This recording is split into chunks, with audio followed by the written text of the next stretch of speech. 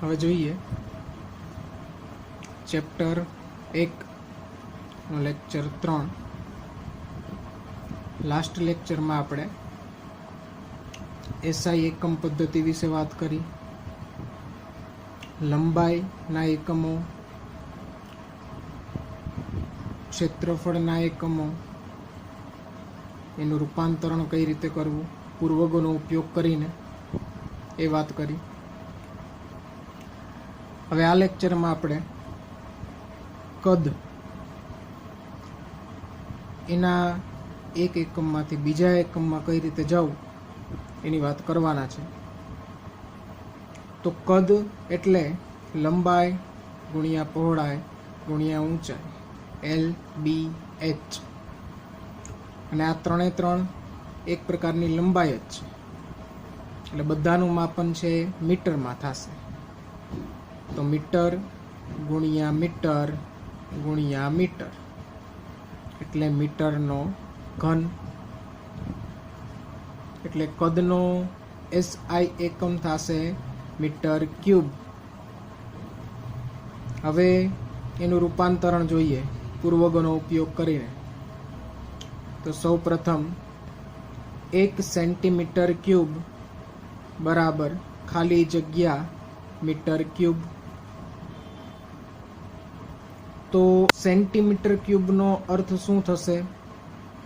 તો કે સેન્ટી cube metre cube. આ 3 ઘાત છે એ સેન્ટી અને મીટર બંનેને લાગુ પડશે. તો એને આપણે આ રીતે લખીએ, 1 સેન્ટી ક્યુબ મીટર ક્યુબ. આપણે ફક્ત મીટર ક્યુબની જરૂર છે, તો આ સેન્ટી ક્યુબને દૂર કરીએ. તો એનો ગુણક છે 10⁻² ઘાત અને ઉપર 3 ઘાત મીટર ક્યુબ.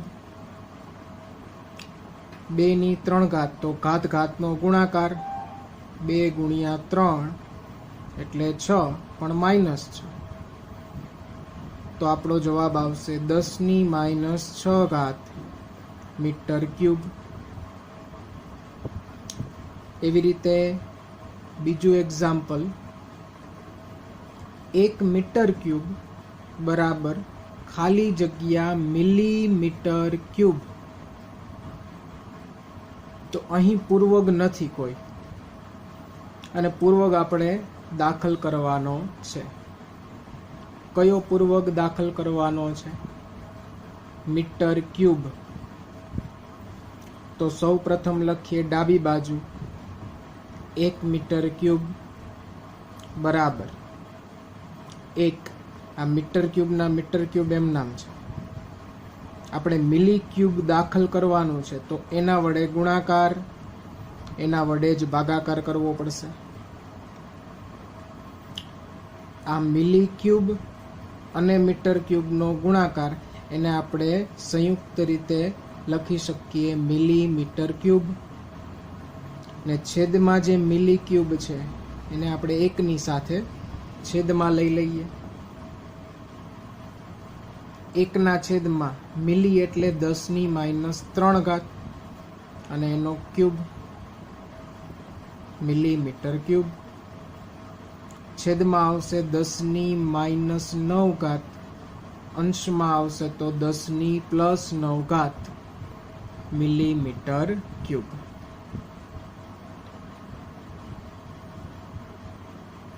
ઓકે, ત્યારબાદ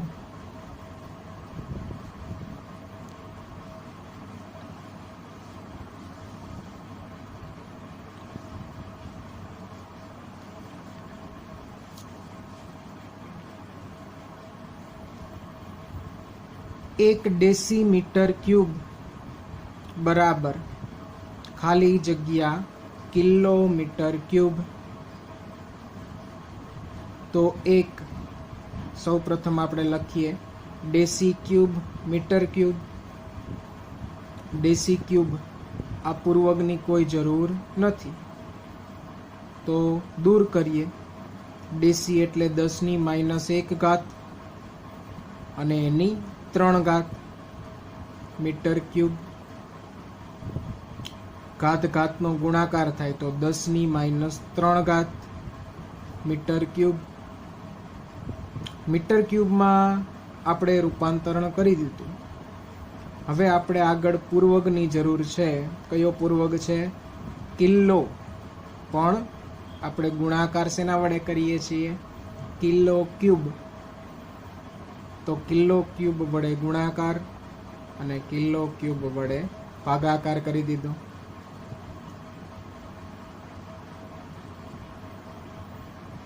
અંશમાં જે કિલો ક્યુબ અને મીટર ક્યુબ છે એના ઉપરથી આપણે લખી શકીએ કિલોમીટર ક્યુબ, અને છેદમાં કિલોની જગ્યાએ એનો ગુણાંક મૂકી દઈએ 10⁻³ અને એનો ક્યુબ.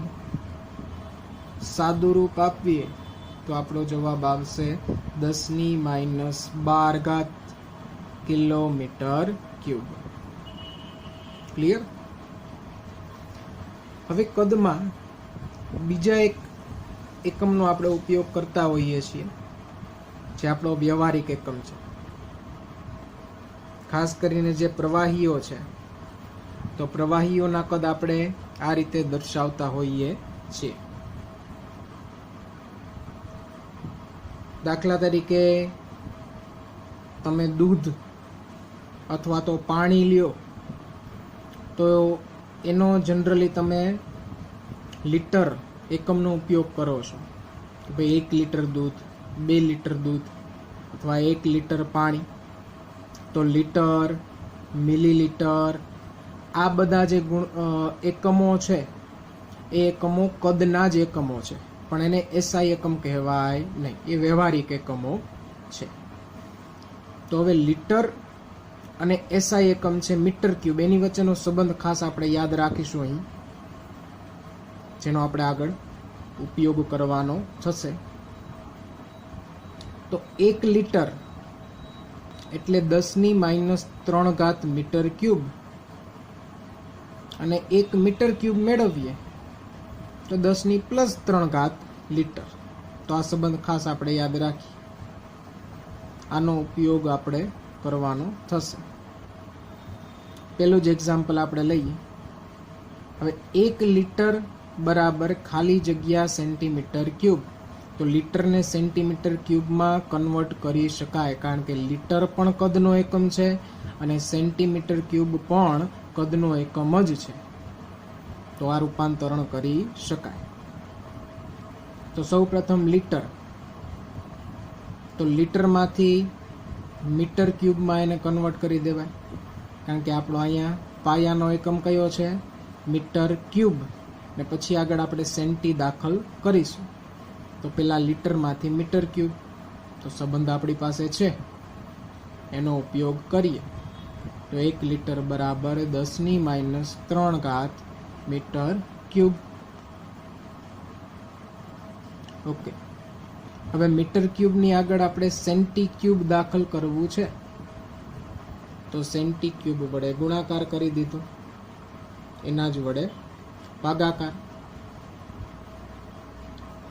અંશમાં જે સેન્ટી ક્યુબ મીટર ક્યુબ, એને સંયુક્ત રીતે આપણે લખી નાખીએ સેન્ટીમીટર ક્યુબ. છેદમાં જે સેન્ટી ક્યુબ છે એની જગ્યાએ આપણે એનો ગુણાંક મૂકી દઈએ 10⁻² ને એની 3 સાદુરૂપ આપીએ તો આપણો જવાબ આવશે 10⁻³ સેન્ટીમીટર ક્યુબ. ક્લિયર? આગળનું રૂપાંતરણ જોઈએ.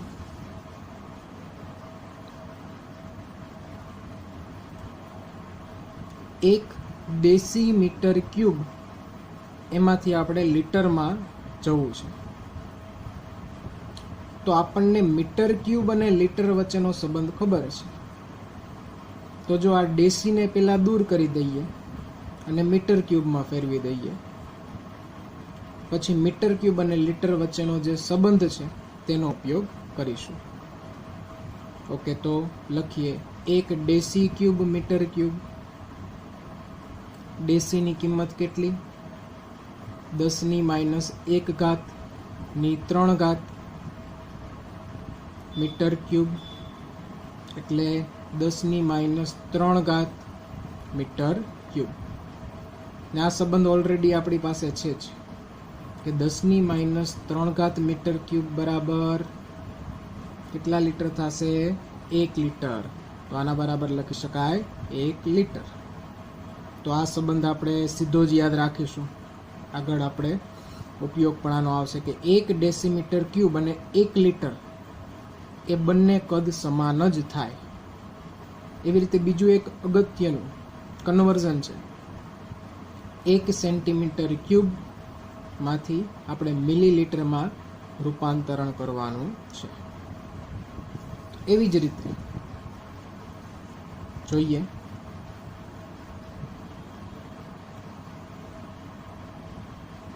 સૌ પ્રથમ તો શું કરીશું? સ્ટેપ આપણે પહેલા વિચારી લઈએ. પહેલા તો આ સેન્ટીપૂર્વક દૂર કરાય એટલે રૂપાંતરિત થશે મીટર ક્યુબમાં. મીટર ક્યુબ અને લીટર વચ્ચેનો જે સંબંધ છે તેનો ઉપયોગ કરીને આ મીટર ક્યુબમાંથી પછી લીટરમાં ફેરવીશું અને લીટરમાંથી પછી મિલીલીટરમાં. આટલા સ્ટેપમાં આપણે આ રૂપાંતરણ કરીશું.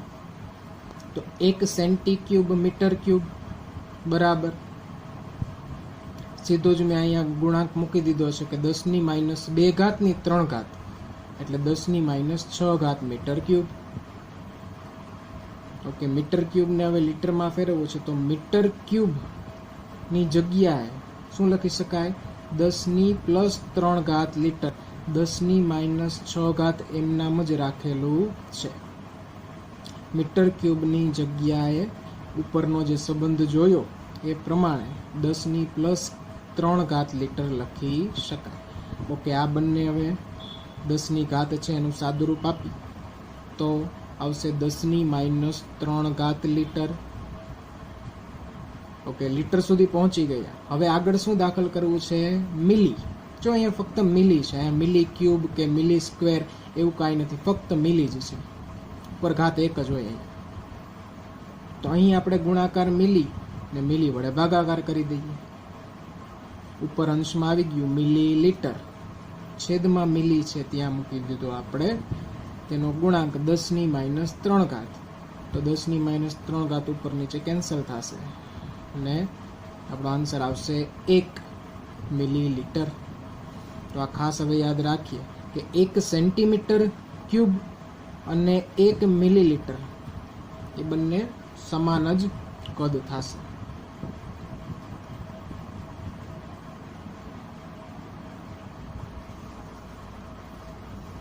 ઓકે, હવે એના પછીનો ટોપિક છે જુદી જુદી ભૌતિક રાશિઓ વિશે આપણે સમજવાનું છે. તો સૌથી પહેલા દળ અને વજન. તો દળ અને વજનની વ્યાખ્યાઓ જોઈએ કે બેમાં ફેર શું છે. તો દળ એટલે પદાર્થમાં રહેલ દ્રવ્યનો જથ્થો, તેને પદાર્થનું દળ કહેવામાં આવે છે. જ્યારે વજન એટલે તો કે પદાર્થ પર લાગતા ગુરુત્વાકર્ષણ બળને વજન કહે છે. બરોબર. દળ એટલે પદાર્થમાં રહેલ દ્રવ્યનો જથ્થો છે અને વજન એટલે પદાર્થ પર લાગતું ગુરુત્વાકર્ષણ બળ છે. તો કહી શકાય કે દળ એ અચળ હોય. કોઈ પણ જગ્યાએ પદાર્થનું દળ હંમેશા અચળ જ રહેશે. ઉદાહરણ તરીકે વિચારીએ કે તમારી પાસે એક પથ્થરનો ટુકડો છે, તો એ પથ્થરમાં રહેલું દ્રવ્ય એનું માપન તમે પૃથ્વી ઉપર કરો કે એનું માપન ચંદ્ર ઉપર કરો, એમાં રહેલું દ્રવ્ય છે એ બદલાતું નથી. દ્રવ્ય એટલું ને એટલું જ રહેશે. તો એનો મતલબ દળ છે એ અચળ છે. પરંતુ વજન છે એ એક સ્થળેથી બીજા સ્થળે જતા બદલાય છે, કારણ કે ગુરુત્વાકર્ષણ બળ પણ બદલાય છે. તો એ પથ્થરનો ટુકડો છે એનું વજન તમે પૃથ્વી પર કરો અને ચંદ્ર પર કરો તો પૃથ્વી પર ગુરુત્વાકર્ષણ બળ વધુ છે, તો એ પથ્થરના ટુકડાનું વજન વધુ આવશે. અને ચંદ્ર પર એનું જો વજન કરવામાં આવે તો એ વજન ઓછું આવશે, કારણ કે ત્યાં એ પથ્થર ઉપર લાગતું ગુરુત્વાકર્ષણ બળ ઓછું છે. ઓકે, અહીં આપણે દળ વિશે વાત કરીએ. પ્રયોગશાળામાં પદાર્થનું દળ એ વૈશ્લેષિક તુલા વડે ખૂબ ચોકસાઈથી નક્કી કરી શકાય છે. તમારી ટેક્સ્ટ બુકમાં વૈશ્લેષિક તુલાની એક આકૃતિ આપેલી છે.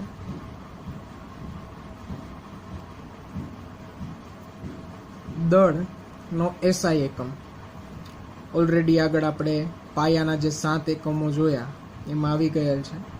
દળનો એસઆઈ એકમ થશે કિલોગ્રામ. હવે આપણને ખ્યાલ છે એમાં કિલો છે એ પૂર્વગ છે, ગ્રામ છે એ આપણો મૂળભૂત દળનો એકમ છે, એટલે કિલોગ્રામ છે એ દળનો એસઆઈ એકમ છે. આના સિવાયના બીજા નાના એકમો જોઈએ તો ફક્ત ગ્રામ, જેમાં કોઈ પૂર્વગ જ નથી. મિલીગ્રામ, આગળ મિલી પૂર્વગ લગાડેલો છે. માઇક્રોગ્રામ. તો આ બધા ખૂબ જ નાના એકમો છે દળ માટેના.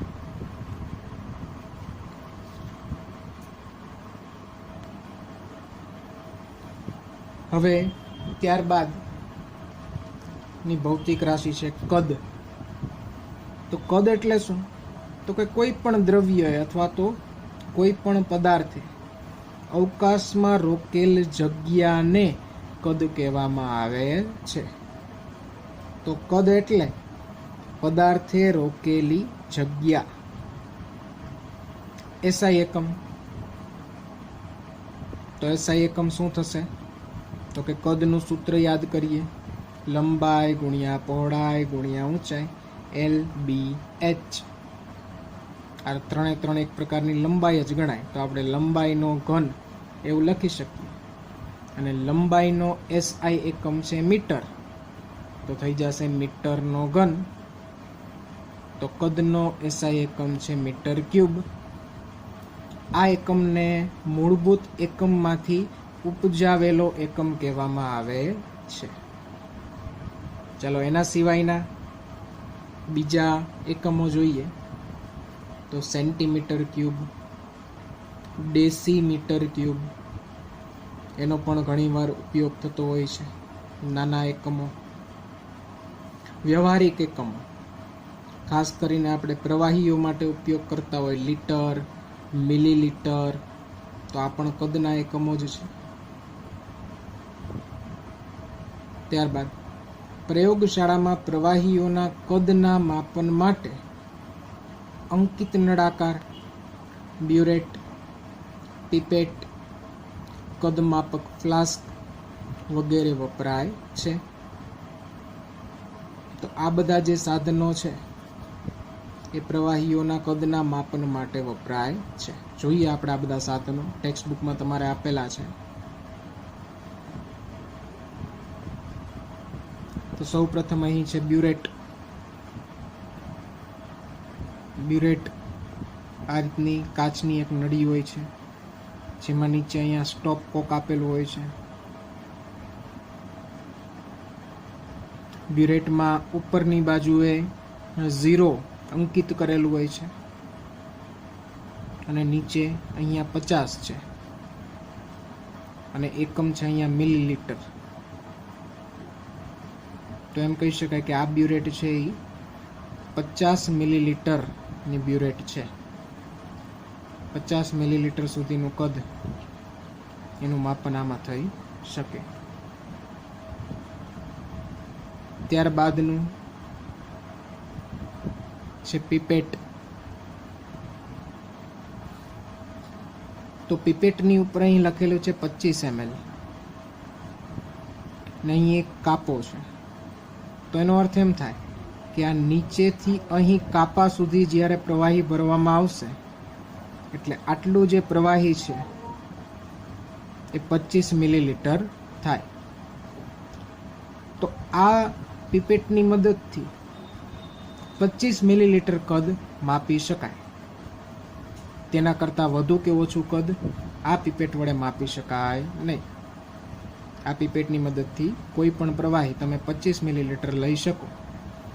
આવી રીતે 25 મિલીલીટરની જેમ બીજી પીપેટ પણ હોય છે, 5 મિલીલીટરની, 10 મિલીલીટરની, 20 મિલીલીટરની.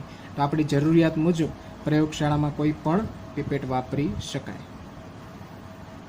આ છે અંકિત નળાકાર. અંકિત નળાકારમાં 0નો અંક સૌથી નીચે હોય છે ને ઉપરની બાજુ અહીં 100નો અંક છે અને મિલીલીટર એકમ છે. તો જેટલા કાપા સુધી પ્રવાહી ભરેલું હોય, અહીં જોઈ શકાય કે 60નો કાપો છે ત્યાં સુધી પ્રવાહી ભરેલું છે, એટલે આ પ્રવાહીનું કદ 60 મિલીલીટર થશે. તો અંકિત નળાકાર પણ જુદા જુદા કદ માટે અવેલેબલ હોય છે. 100 મિલીલીટર, 50 મિલીલીટર, 1 લીટર, 10 મિલીલીટર. આને કહેવામાં આવે છે કદમાપક ફ્લાસ્ક, મેઝરિંગ ફ્લાસ્ક. આનો ઉપયોગ ખાસ કરીને દ્રાવણો બનાવવા માટે થાય છે. અહીં પણ એક કાપો આપેલો છે. આ કાપા સુધી પ્રવાહી ભરવામાં આવે તો એ પ્રવાહીનું કદ 1 લીટર થાય. આ 1 લીટરનો કદમાપક ફ્લાસ્ક છે. આવી રીતે જુદા જુદા કદ માટેના આવા ફ્લાસ્ક અવેલેબલ હોય છે ને આપણી જરૂરિયાત મુજબ એ ફ્લાસ્કનો આપણે ઉપયોગ કરતા હોઈએ છીએ.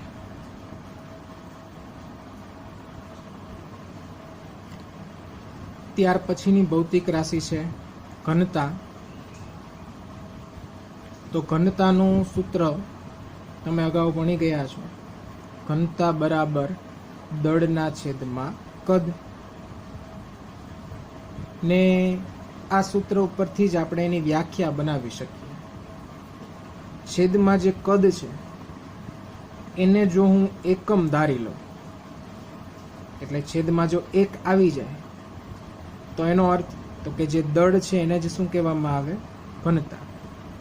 તો એ જ રીતે આપણે અહીં વ્યાખ્યા લખેલી છે કે એકમ કદમાં રહેલા, એટલે છેદને એકમ લીધો, એકમ કદમાં રહેલા દ્રવ્યના જથ્થાને ઘનતા કહે છે.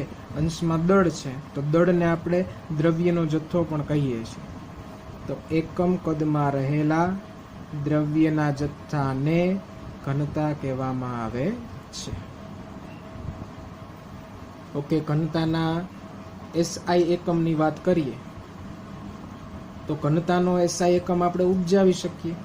જેવી રીતે આપણે ક્ષેત્રફળનો, કદનો એકમ ઉપજાવેલો છે. તો ઘનતાનું સૂત્ર દળના છેદમાં કદ. તો અંશમાં આવશે દળનો SI એકમ છેદમાં કદનો SI એકમ. દળનો SI એકમ કિલોગ્રામ અને કદનો SI એકમ થશે મીટરનો ઘન. તો કિલોગ્રામ પ્રતિ મીટર ક્યુબ એ ઘનતાનો SI એકમ છે. આવી રીતે પણ લખી શકીએ kilogram into metre raise to -3, મીટરની -3 ઘાત, છેદમાંથી અંશમાં આવે તો મીટરની -3 ઘાત.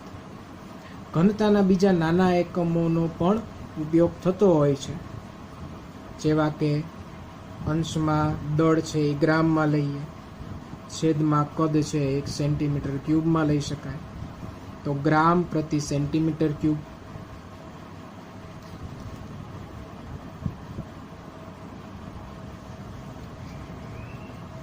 ગ્રામ પ્રતિ સેન્ટીમીટર ક્યુબ, અથવા તો તેને ગ્રામ પ્રતિ ml પણ કહી શકાય, કારણ કે સેન્ટીમીટર ક્યુબ અને ml બંને સમાન હોય છે. અગાઉ આપણે જોયેલું છે.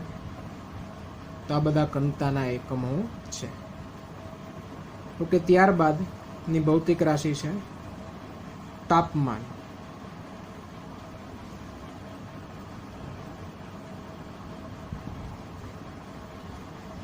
તો તાપમાનનો SI એકમ એ છે કેલ્વિન.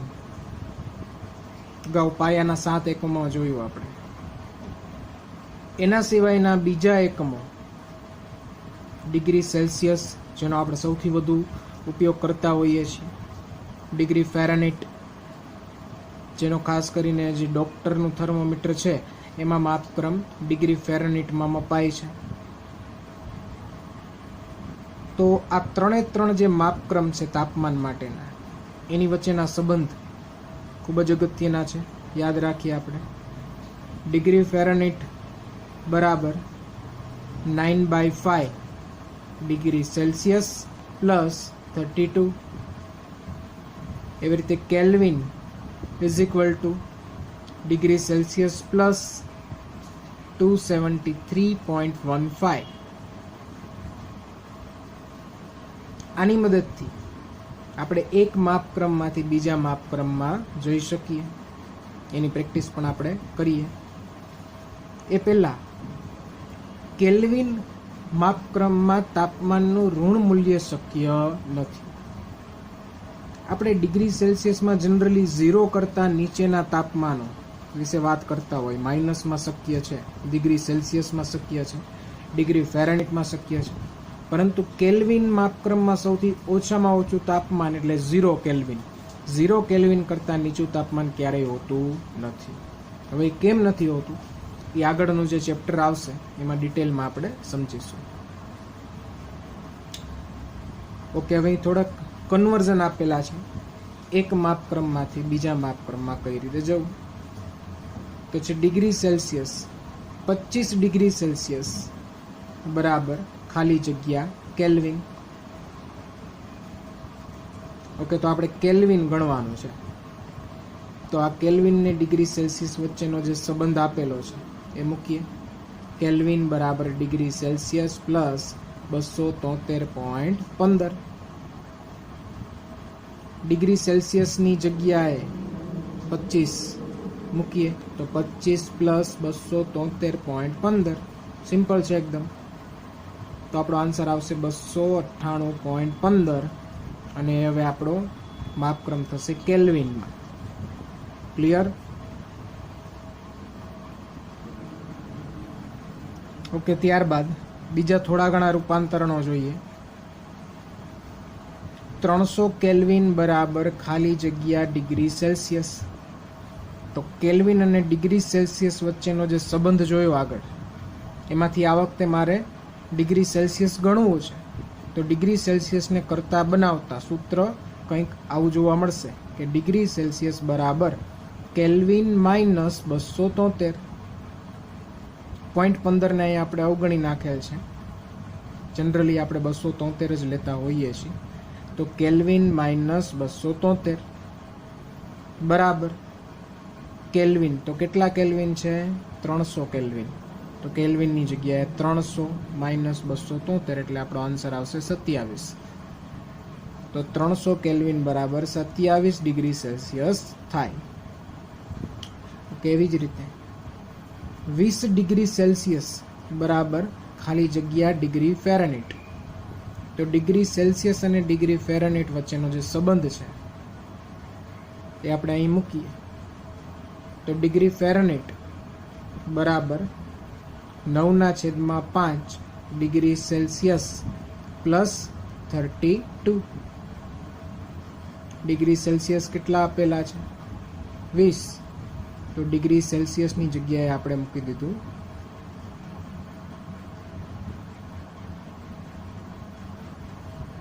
20 પ્લસ 32. સાદુરૂપ આપવાનું છે ફક્ત. તો અહીંયા આપણે છેદ ઉડાડીએ અને સાદુરૂપ આપીએ તો આપણો આન્સર આવશે 68. તો 68 ડિગ્રી ફેરનહીટ. એના પછીનું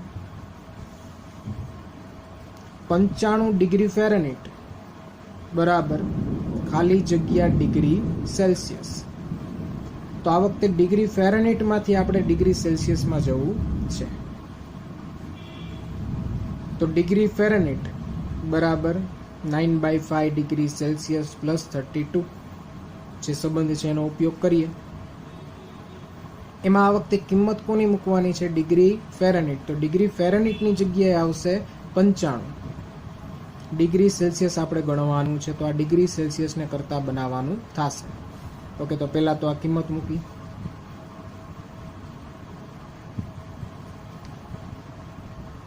હવે 32 ને આ બાજુ લઈ તો 95 - 32 ને ડાબી ને જમણી બાજુને ઉલટાવી દીધેલ છે તો 9/5 ડિગ્રી સેલ્સિયસ બરાબર 95 - 32 બરાબર 63.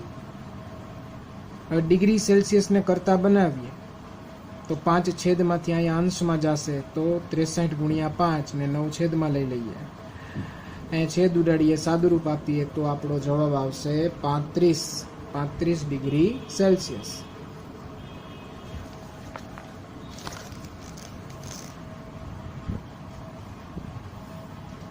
ઓકે, ત્યારબાદ 323 કેલ્વિન બરાબર ખાલી જગ્યા ડિગ્રી ફેરનહીટ. તો કેલ્વિનમાંથી ડિગ્રી ફેરનહીટમાં આ વખતે જવાનું છે, પરંતુ એવો કોઈ સંબંધ આપણે આવ્યો નથી કે કેલ્વિન ને ડિગ્રી ફેરનહીટ વચ્ચે હોય.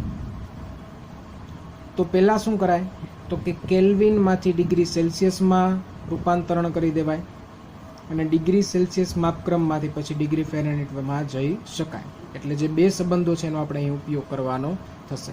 તો સૌ પ્રથમ ડિગ્રી સેલ્સિયસ બરાબર કેલ્વિન -273.